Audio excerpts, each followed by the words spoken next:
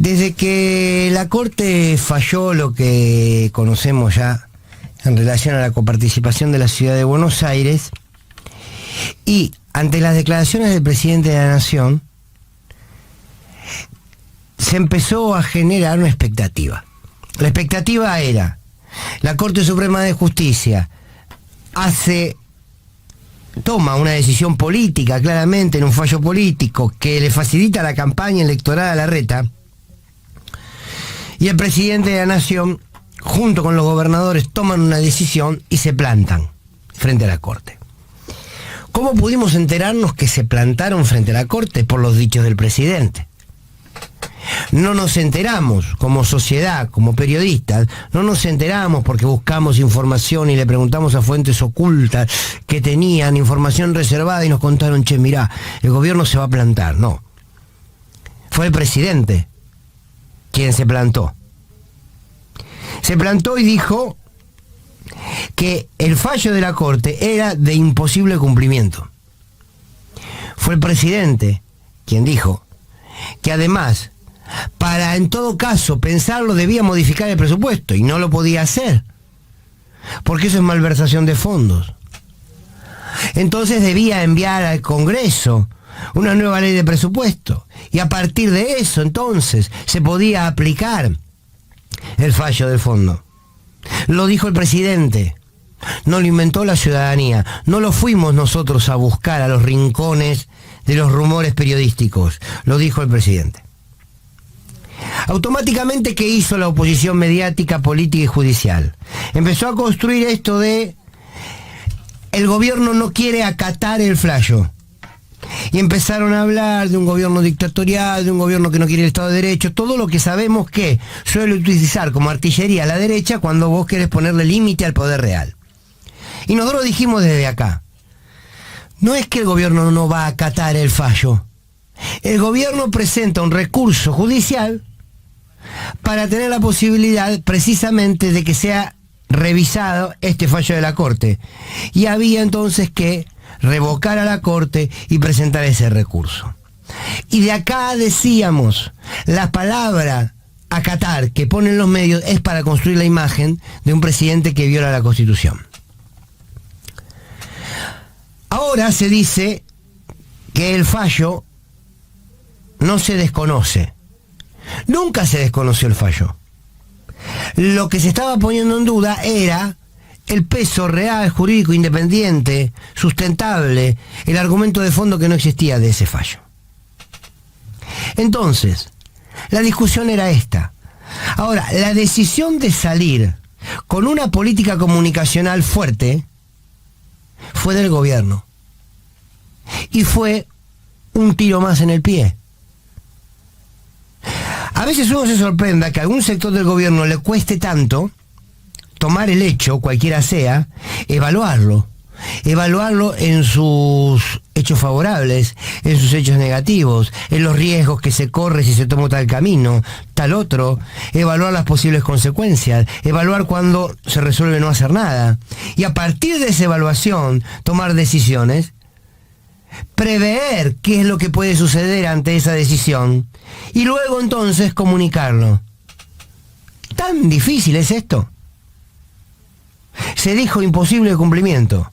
Imposible cumplimiento es imposible cumplimiento. Bueno, no era de imposible cumplimiento. Estas idas y vueltas debilitan al gobierno. Y no lo debilitamos los periodistas, hombres o mujeres, que expresamos estas contradicciones permanentes. Terminen con ese discurso mediocre de querer tirar la pelota afuera. Se debilitan aquellos que no pueden sostener lo que le plantean de cara a la sociedad. Y están debilitando no solamente al Frente de Todos, están debilitando a la política, porque así la política pierde credibilidad. Y se debilitan a la política, nos joden a todos y a todas. Sin carácter no hay política. Sin convicciones no hay política. Sin batallas no hay política. Y sí, y si ejercés la política con convicciones, con carácter, sabiendo que debés dar determinadas batallas, y probablemente si esas batallas además son para defender los intereses del campo nacional y popular, y bien no la vas a pasar. Bien no la vas a pasar. Por eso no la pasó bien Lula en Brasil, no la pasó bien Evo en Bolivia, no la pasó bien Néstor Kirchner y Cristina Kirchner en la Argentina, no la pasó bien Dilma, no la pasó bien Correa, no la pasaron bien. Y no la pasaron bien porque defendieron los intereses del campo nacional y popular. Se la bancaron. Y esto no es una cuestión de tribuna, no. Pero hay que bancársela. Si te gusta el durazno, bancate la pelusa, dice el dicho. Como se la banca el trabajador que sale a las 5 de la mañana a laburar a la obra y vuelve a la noche con un jornal que apenas le alcanza para comer. Como se la banca cada argentino que carga con la cruz que le toca. Y no siempre eligió esa cruz, En este caso, el gobierno, su presidente y sus funcionarios eligieron estar en el lugar donde están, a partir de que el pueblo los eligió. Muchos dirán, bueno, Fernando, no es comparable gobernar un país con un trabajo de un obrero. Miren, a cada cual le pesa la cruz que le toca según su espalda y sus piernas. 3 años del no se puede. 3 años del no se puede. Y no es un ingenuo quien les habla como para decir que todas las peleas se dan y todas las peleas se ganan. No.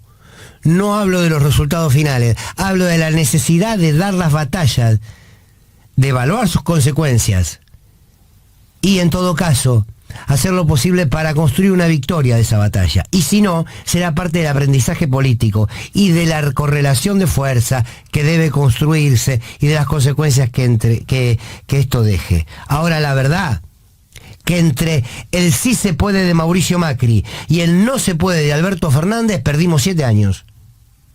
Y discúlpenme, los voy a volver a repetir, entre el sí se puede, vacío de contenido, mentiroso, manipulador de Mauricio Macri, al no se puede de Alberto Fernández, perdimos 7 años.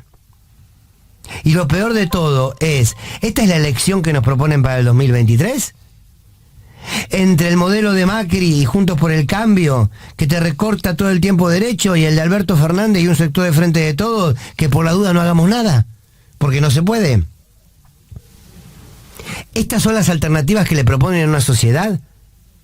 Insisto, del sí se puede de Macri al no se puede de Alberto. Estamos entre el horror y la mediocridad, Si esto es la propuesta del año que viene, pobre país. Estoy pensando varias cosas mientras escuchaba a Alan. Uno es, está bien la jugada de Larreta. Digo, pongámonos en un lugar, porque puede decir, primero, ayer Bullrich saca un mail y dice ganamos, ¿no? Logramos defender la República. Sabemos quién es Bullrich, sabemos cómo manipula, sabemos que no ganaron. Ahora, ganaron. Ese relato, claro, ese relato, claro. ¿Quién se lo construyó? Solito el gobierno, solito el gobierno. Cerruti debe estar escribiendo por Twitter a ver cómo puede, no sé, a ver qué día se le ocurre. Pero digo, claramente ese relato casi victorioso de la oposición se lo construye solo el gobierno, en bandeja se lo entrega. Y por otro lado, tomando en cuenta lo que decía Alan hace un ratito, que ayer estaban diciendo, bueno, a ver quién se hace cargo, y que uno de los argumentos para dar un paso atrás sobre esto fue la cantidad de denuncias. ¿Entienden? Digo, para quienes piensan que la política se dirime por cuestiones como si fuese Boca River, que no es así. ¿Entienden por qué Cristina Kirchner es Cristina Kirchner? Hablando de Cristina... ¿Cuántas denuncias se bancó? Sí. ¿Cuántas denuncias se bancó? Y acá le mandan una carta documento y ya están nerviosos. García temprano nos decía, ¿se acuerdan lo que dijo en el CCK? Cuando hablaba de la insatisfacción democrática y cómo tenemos que hacer para meterle más política a nuestro sistema y la necesidad de profundizarlo.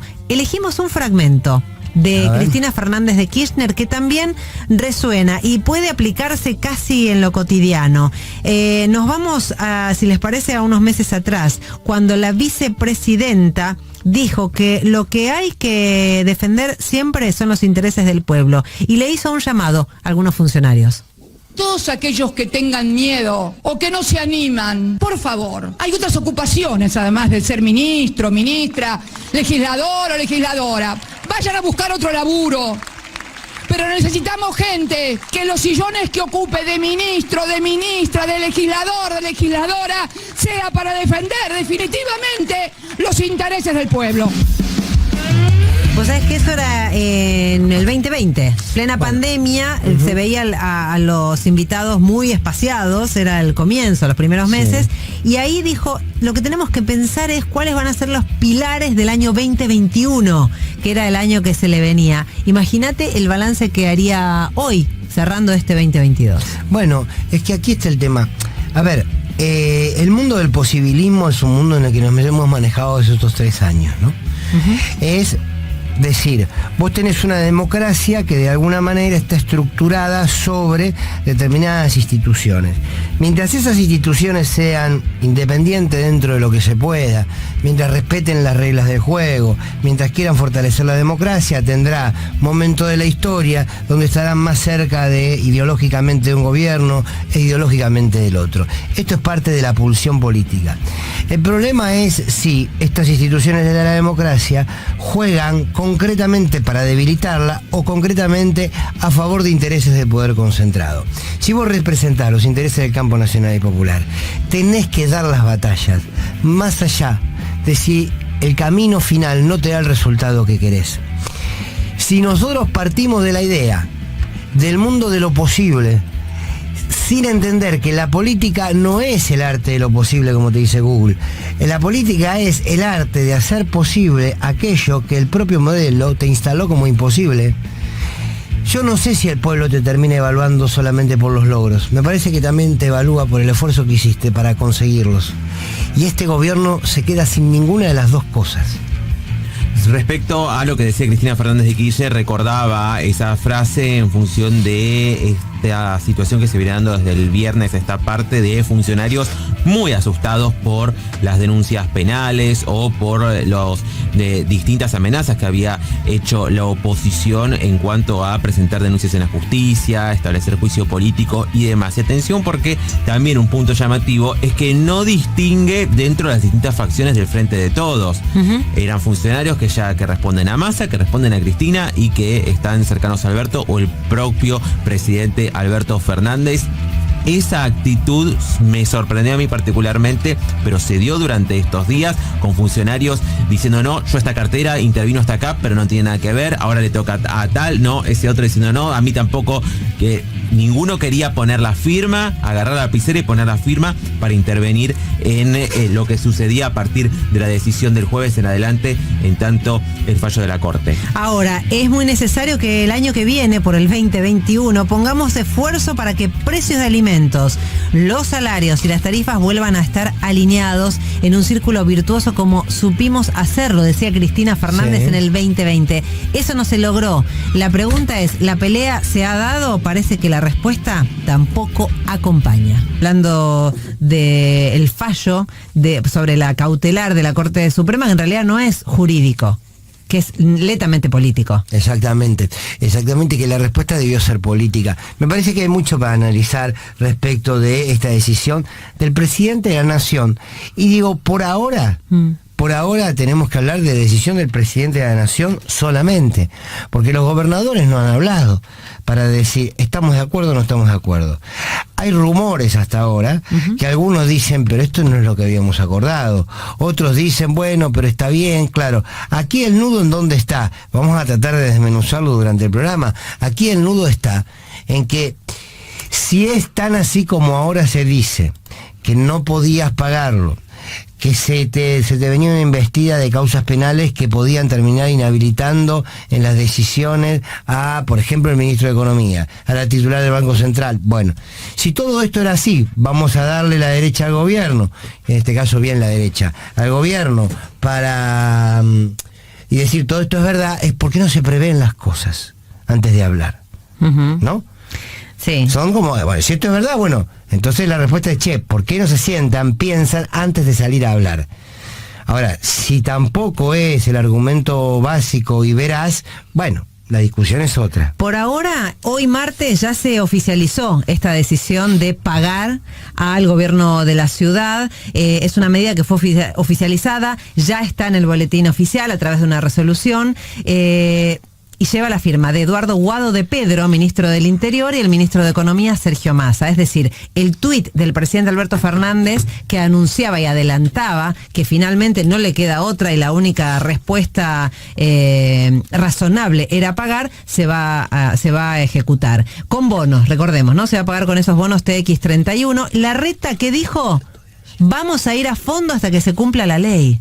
Presentó la denuncia penal contra los funcionarios del gobierno porque dice que están violando la ley. Viste que yo ayer te dije, ¿va a aceptar bonos? No, él dice, yo no quiero esto. Claro. A mí me dan lo que me correspondía, según lo que él quiere, y ahora dice Larreta, quieren hacer trampa para seguir incumpliendo el fallo. Claro, ¿por qué? Porque el gobierno nacional se ampara en la jurisprudencia de un pago que se hizo a la provincia de Santa Fe, donde la Corte avaló un acuerdo entre el gobierno de Mauricio Macri y la provincia de Santa Fe. Y en ese acuerdo estaba establecido que se le pagaba con bonos. Pero aquí hay dos diferencias con relación a Santa Fe. Uno es... Había un acuerdo.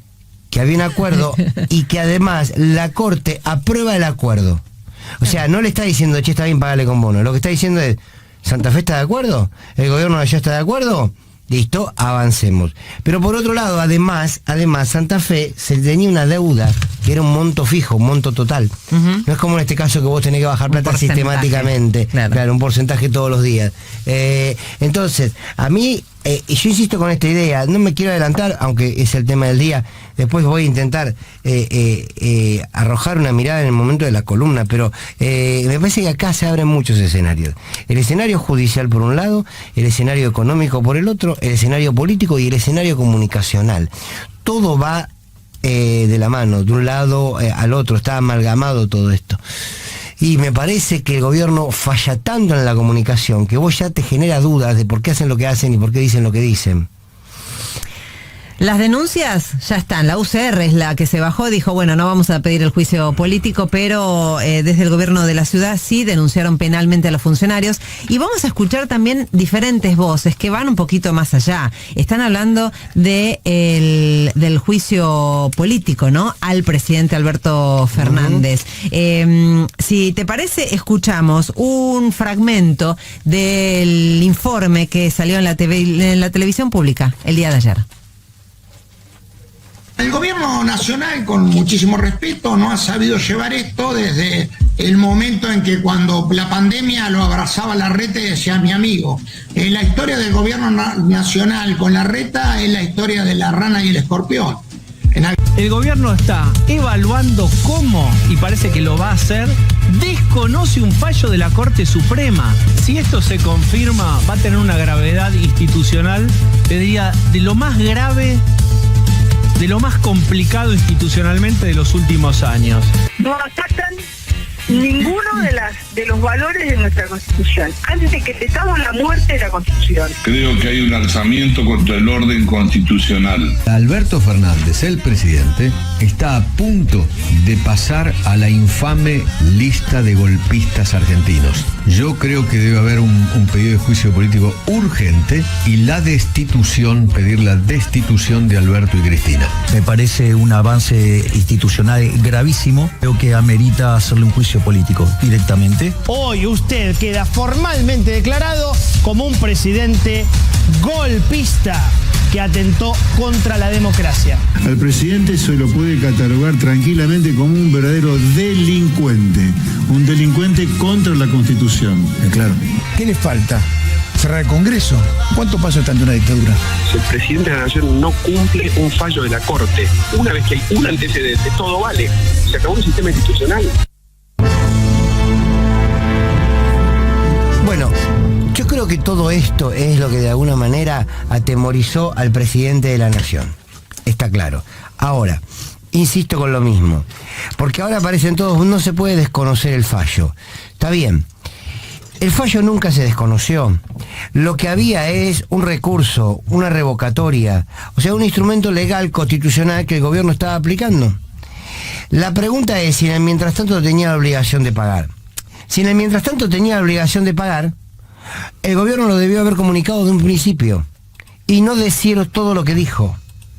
Entonces, si el argumento inicial es no lo puedo aplicar porque es inaplicable, no tengo cómo pagarlo. Tengo que enviar primero una ley al Congreso de la Nación. Tengo que respetar el federalismo. Si ese era el argumento del viernes, el argumento del lunes no puede ser, bueno, lo tenía que pagar. Lo tenés que tener claro el viernes. No manejás un club de barrio, con todo respeto al club de barrio, ¿no? Insistiendo que el presidente sabe de términos jurídicos, de leyes y de fallos, ¿no? Y de sentencias. Recordemos que no está resuelta la cuestión de fondo, pero sí la Corte Suprema dio lugar, avaló una medida cautelar. Por eso estamos todavía insistiendo en que la cuestión macro no está resuelta. Ahora, el gobierno ya dijo, no están incumpliendo la ley, están buscando vericuetos y los bonos a mí no me sirven. Alan, ¿qué puede pasar entonces ahora? Porque ya entró en boletín oficial hoy esta resolución, firma de Massa, de Guado de Pedro. ¿Qué se viene? El gobierno de la ciudad sigue avanzando con sus denuncias penales. En este caso ya presentó, el escrito ante la Corte Suprema. Va a ir en principio contra Silvina Batakis, que es la funcionaria que debería transferir los fondos de manera sistemática y diaria.